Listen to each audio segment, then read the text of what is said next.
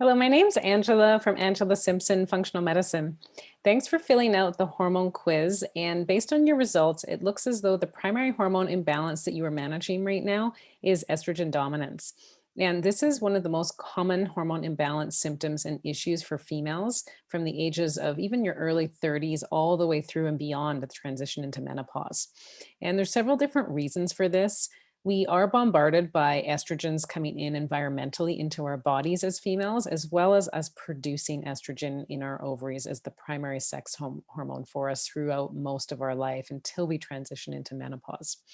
And so, what can happen when we have a combination of high estrogen production levels, potentially high estrogen intake from the environment, which can come in from foods that are sprayed with pesticides and herbicides? It can come in from storing our foods in plastics or buying foods that have plastic containers, drinking out of plastic.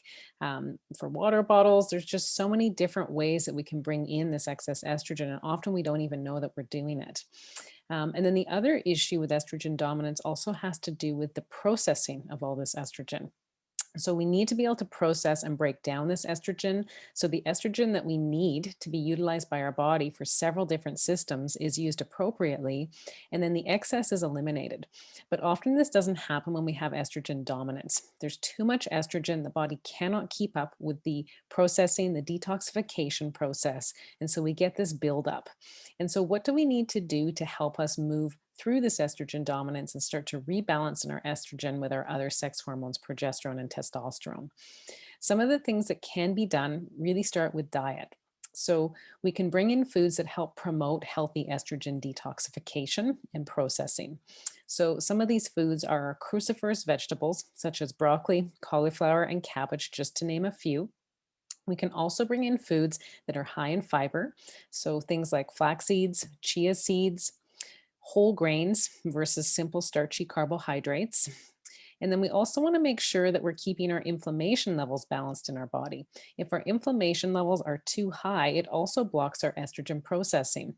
So if we are eating foods that are sugary, salty, processed, packaged, foods that are high in potentially even estrogens coming in, such as conventional dairy and conventional meat, this can also create some of that imbalance as well.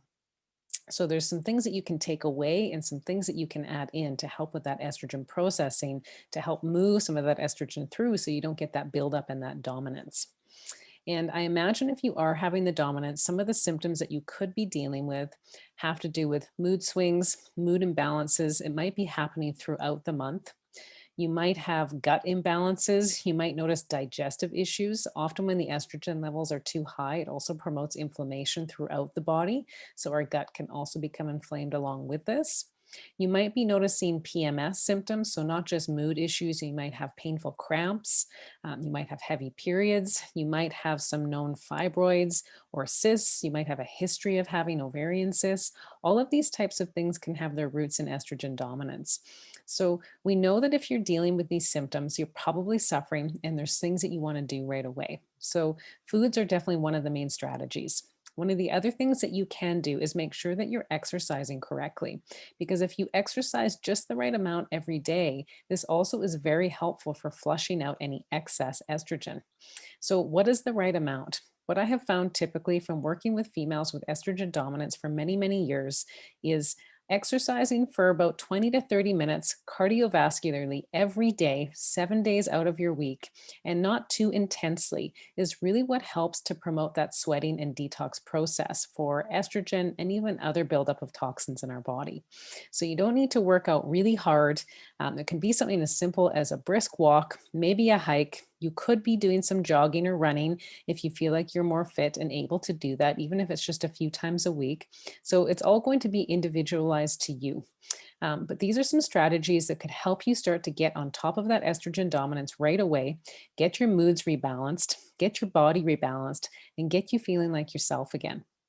And if you want to learn more about how you could get specific and get an individualized plan that helps you really customize hormone rebalance, you might also have other hormones out of balance besides estrogen. please feel free to book a complimentary call with me. I work with so many females to help them get their balance back in their hormones, and I'd love to work with you as well. You can reach me on my website at www.angelasimpsonfunctionalmedicine.ca. So I look forward to hopefully speaking with you soon, and I hope you find some of these put in place solutions right away helpful for your health. Take care.